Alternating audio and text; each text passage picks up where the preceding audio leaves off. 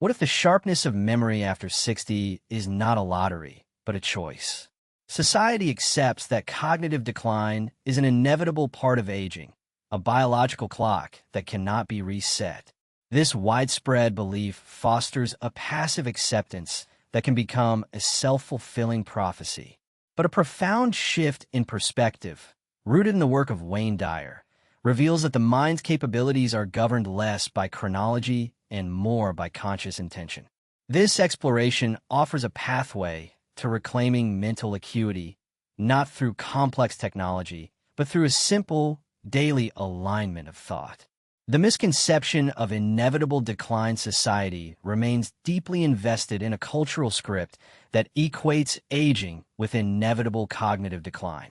This narrative is reinforced constantly, from casual jokes about senior moments to medical frameworks that treat memory loss as a standard symptom of chronology rather than a variable condition.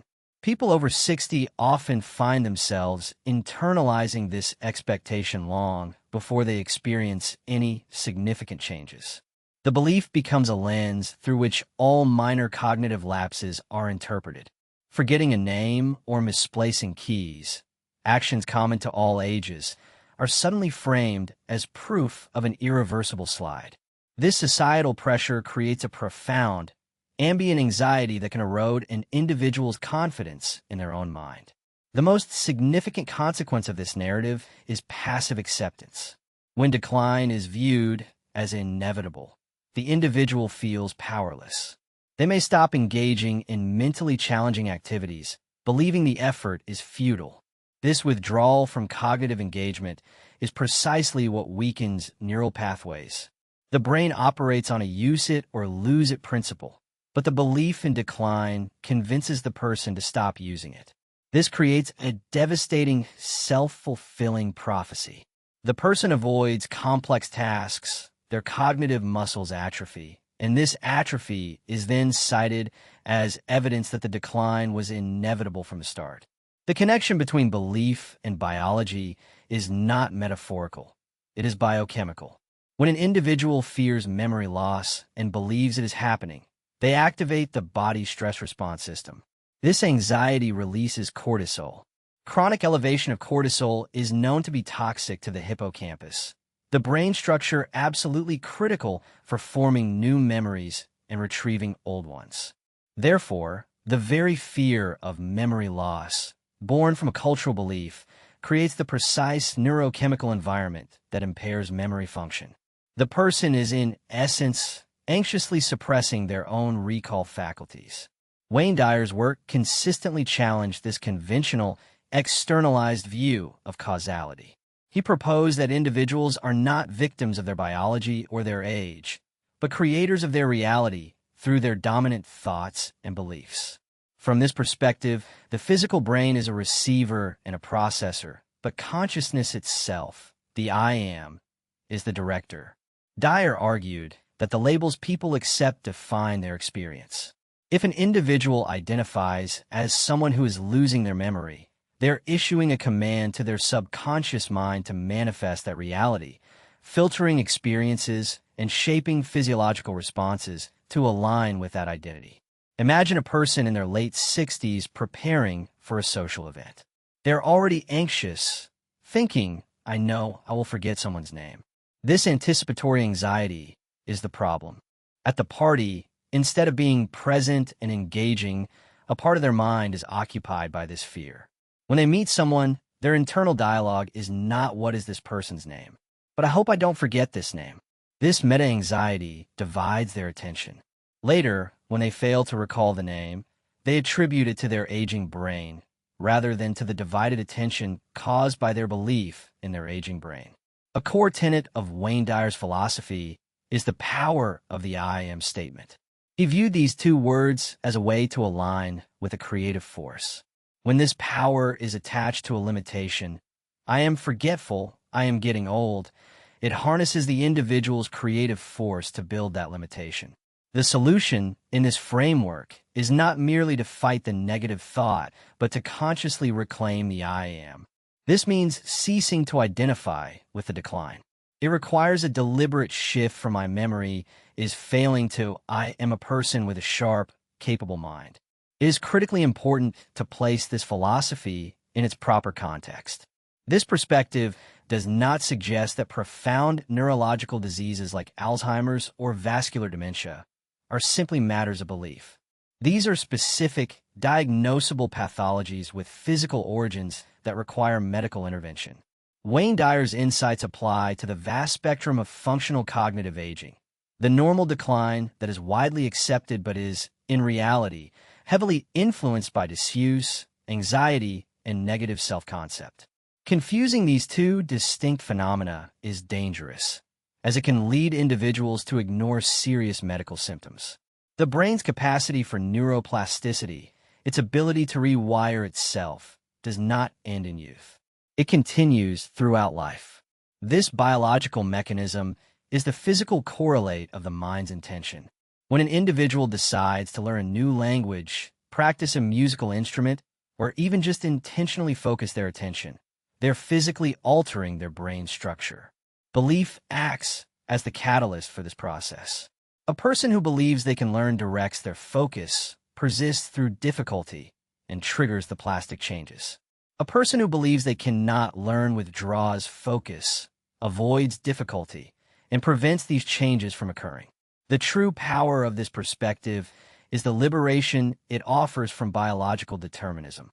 The cultural script says, you're 65, therefore your memory must fade. This is a prison of expectation. The alternative view states that the mind is the primary force. Age is a chronological fact, but the experience of aging is a psychological construction. By rejecting the script of decline, the individual reclaims agency over their cognitive future.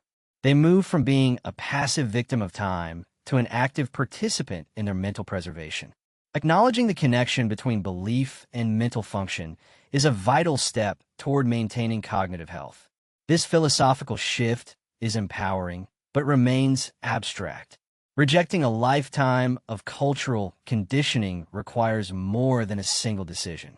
It demands a concrete, daily practice that actively interrupts the old pattern and installs the new belief.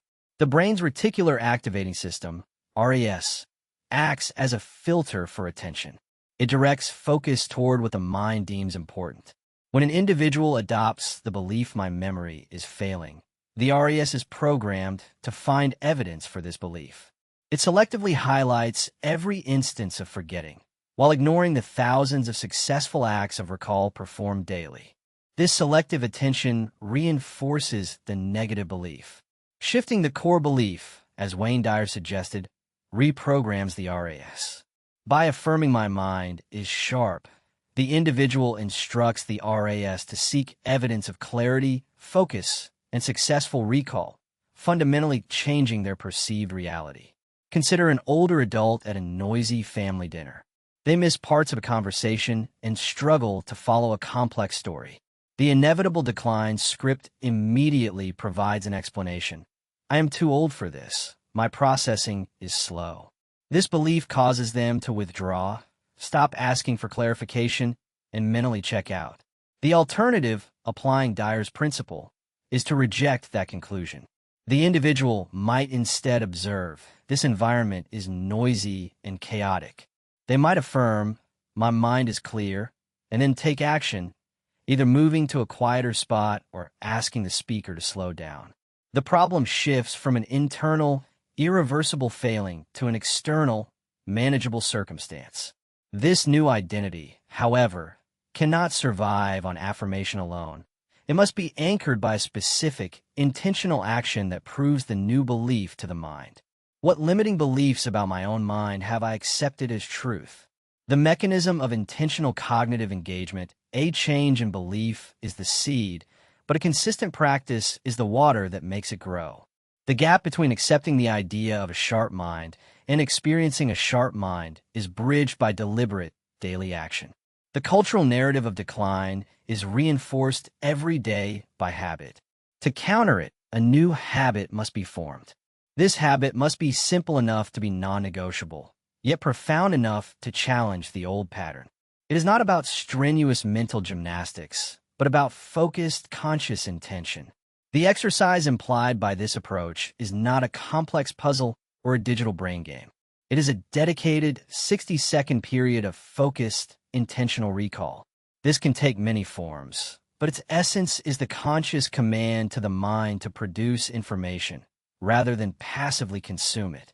For example, it might involve sitting quietly and meticulously reconstructing the events of the previous day, from morning to evening, in perfect sequence. Or it could be choosing a subject, a historical event, a favorite hobby, and spending exactly 1 minute recalling every precise detail associated with it. This practice is potent because it employs active recall. Most people engage in passive review. They reread notes, or they let conversations wash over them. Active recall is a process of retrieval. It forces the brain to search its own pathways, locate the information, and pull it into conscious awareness. This active retrieval is what strengthens a neural pathway. Each time a memory is successfully retrieved, it becomes easier to retrieve the next time. The 1-minute exercise is a daily, low-stakes workout for this retrieval muscle. From the perspective of Wayne Dyer, the intention behind the exercise is more important than the exercise itself. The individual is not just doing a memory task. They are engaging in a 60-second declaration of their mental competence. They are acting as if their memory is already sharp. This aligns with Dyer's principle of feeling the wish fulfilled. By dedicating this minute to focused recall, the person is embodying the identity of someone with a powerful mind. The brain then reorganizes itself to match this embodied, intentional state. An individual decides to practice this for 1 minute each day at lunch. They close their eyes and reconstruct their morning walk. At first, it is hazy, a walk down the street. But they persist, guided by intention. I walked out the door. The air was cool. I saw my neighbor's red car. I noticed a crack in the sidewalk by the oak tree. I heard a specific bird call. Each retrieved detail is a small victory. They are not just remembering the walk. They are practicing the skill of remembering, training their mind to observe and encode details with greater precision because it expects to be asked for them later. This contrasts sharply with many popular brain training apps. Those games often focus on speed, pattern recognition, or rote memorization of abstract sequences. While they might improve performance on the game itself, this rarely translates to real-world memory. The Dyer-inspired approach is different. It is not about abstract puzzles. It is about engaging with one's own lived experience and knowledge. The 1-minute exercise strengthens the retrieval of meaningful information, which is the cornerstone of functional memory. It is qualitative, not just quantitative. This daily practice fundamentally retrains attention. By demanding 60 seconds of pure, uninterrupted focus, the individual strengthens their attentional spotlight. In a world of constant digital distraction, the ability to consciously direct focus is a declining skill. A weak spotlight leads to poor encoding of memories. If the information never truly gets in, it cannot be recalled later. The 1-minute drill is a form of mindfulness, a meditation on retrieval. This improved focus benefits all other cognitive tasks throughout the day, making the initial encoding of new memories more robust. Wayne Dyer often spoke about the difference between straining and allowing. Trying to remember often invokes anxiety, the very cortisol-releasing state that blocks recall. This exercise is not about gritting one's teeth. It is about quiet, confident expecting. The person assumes the information is there and gently probes for it. If a detail does not come, they do not panic. They simply maintain focus for the minute. The goal is the process of intentional focus, not a perfect score. This removes the performance anxiety that sabotages memory. The effects of this tiny habit compound. 1 minute a day seems insignificant, but it accumulates to over 6 hours of dedicated, focused cognitive training per year. More importantly, it shifts the individual's relationship with their own mind. They start to trust it more. Because they practice recalling details, they begin to notice more details in their daily life, knowing they might want to access them later. The exercise does not just strengthen recall, It enhances the very input stage of memory creation, creating a virtuous cycle. The most profound change is not in the recall of facts, but in the reinforcement of the self-concept. Every time the person completes the minute, they have fresh evidence that their mind works. They have spent 60 seconds behaving as a person with a sharp memory. This act builds a new identity, one that stands in direct opposition to the cultural narrative of decline. The exercise is a physical ritual that makes the new, empowering belief tangible. The act of effortful retrieval, which this 1-minute exercise demands, is a known trigger for structural changes in neurons. When a memory trace is repeatedly activated, the corresponding neurons can physically grow new connections, called dendritic spines. This makes the synapse, the connection point, stronger, more reliable, and faster. This is the physical manifestation of learning. The 1-minute daily habit is a way to systematically and intentionally spark this micro-scale structural enhancement across various memory networks, reinforcing the physical hardware of the mind. A person struggles to remember details from conversations, often feeling lost in group discussions. They begin using their 1-minute exercise to specifically recall the key points of a conversation they had the previous day. I spoke with Sarah. She mentioned her daughter's soccer game. The final score was 3-2. She was worried about a project at work, the one called Blue Fire. She said the deadline was next Friday. This focused retrieval trains their brain to tag conversational data as important to store. Over time, they find that during conversations, their mind is already encoding these details more effectively, allowing them to be more present and engaged. This mechanical practice is powerful, but its true potential is only unlocked when it is combined with the deepest layer of the human mind, the core self-concept. When today did I let distraction pull me away from full presence? Manifesting memory. The power of self-concept, the 1-minute exercise, is the vehicle, but the power that moves it is the individual's self-concept. A person can perform the exercise mechanically, but if they still fundamentally believe they are someone with a bad memory, the results will be limited. The exercise will feel like a chore, a desperate attempt to fix something broken. This is the critical pivot point in Wayne Dyer's entire philosophy. Lasting change does not come from doing things to fix a broken self. It comes from being a new self. Wayne Dyer taught that the two words, I am, are profoundly powerful. Whatever follows them defines the reality the individual will construct and inhabit. If the self-concept is I am old and forgetful, the mind will work tirelessly to prove this true. It will filter reality to highlight failures and discount successes. The 1-minute exercise becomes a struggle against this core identity. But if the self-concept shifts to I am a person of timeless mind and sharp recall, the entire dynamic changes. This is the central insight. The 1-minute exercise should not be viewed as repair. It must be reframed as affirmation. The person is not doing it to get a good memory. They're doing it because they have a good memory. They're simply using it. This is the difference between scarcity and abundance. The person who believes their memory is sharp approaches the exercise with curiosity and confidence, not fear. This positive emotional state optimizes brain function, creating a powerful feedback loop. The belief, I am sharp, leads to a positive action, the exercise, which produces a positive result, successful recall, which in turn reinforces the original belief. The subconscious mind does not debate, it accepts. It takes the dominant beliefs and feelings of the conscious mind as its instructions. As Dyer explained, if the dominant feeling is anxiety about decline, the subconscious will orchestrate physiological decline.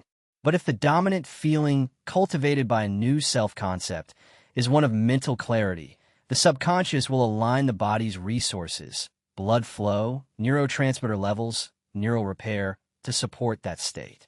The self-concept is the blueprint handed to the builder, which is the subconscious mind. Wayne Dyer called this living from the end. He urged people to define the reality they wish to experience and then to think, feel, and act from that reality now. In the context of memory, This means the individual stops waiting for their memory to get better. They assume it is already sharp. They stop using age as an excuse. They stop making self-deprecating jokes about their memory. They begin to trust their mind, relying on it first before reaching for a note. The 1-minute exercise is the daily ritual that anchors this as if principle in concrete reality. An individual who operates from the old self-concept, I am forgetful, misplaces their keys. Their immediate reaction is panic. I've lost them again. My mind is gone. This surge of cortisol shuts down the hippocampus, making it almost impossible to recall where they left them. An individual operating from a new self-concept, my mind is clear and I recall what I need, has a different reaction. They pause, take a breath, and affirm, the information is in my mind. Would I place the keys? This state of calm, confident inquiry allows the memory trace to surface. They remember setting them on the kitchen counter when the phone rang. The outcome is different because the premise was different. This approach is often confused with simplistic positive thinking. A person might repeat my memory is sharp 100 times a day, but if they continue to believe the opposite and fail to take any congruent action, nothing will change. The words are hollow. The self-concept is not changed by words alone, but by belief and evidence. The 1-minute exercise provides the evidence. The belief and the action must be aligned. The exercise proves the affirmation is true, and the affirmation gives the exercise its power. Changing a lifetime of identifying with decline is the most difficult part of this process. It requires vigilant self-awareness. The individual must catch themselves every time they use language of limitation. They must consciously refuse to participate in commiseration with peers about the horrors of aging. It is a fundamental break from a powerful social agreement. This is why the 1-minute practice is so vital. It is a daily, private act of loyalty to the new identity, a moment of separation from the mass consciousness of decline. This mental framework suggests that the boundaries people place on their own cognitive abilities are often self-imposed limitations, rather than absolute biological facts. The consequence of a new identity is that the benefits transcend simple recall. The individual feels more confident, more engaged in life, and more willing to take on new challenges. They no longer see themselves as being in a state of decay. This renewed vitality is the true goal. Mechanism: emotional congruence and neurotransmitters. When the self-concept, I am sharp, and the action, the exercise, are aligned, the brain experiences emotional congruence. This state is associated with the release of positive neurotransmitters like dopamine, related to reward and motivation, and acetylcholine, critical for focus and memory encoding. This neurochemical cocktail creates an optimal state for learning and recall. Conversely, a person forcing themselves to do an exercise they believe is futile operates in a state of emotional dissonance, releasing stress hormones that inhibit the very faculties they are trying to improve. Applied scenario: learning a new skill. A 70-year-old decides to learn how to use video editing software, a task commonly seen as for the young. The old self-concept would say, "This is too complicated. My brain can't learn this." They would become frustrated and quit. The new self-concept, anchored by Dyer's principles, says, "I am a capable learner, and my mind can form new connections." When they encounter a complex step, they do not see it as proof of their inadequacy. They see it as a normal part of learning. They persist calmly, trusting their mind to eventually organize the information, just as it does in their 1-minute recall exercise. What I am statement is currently defining my daily experience.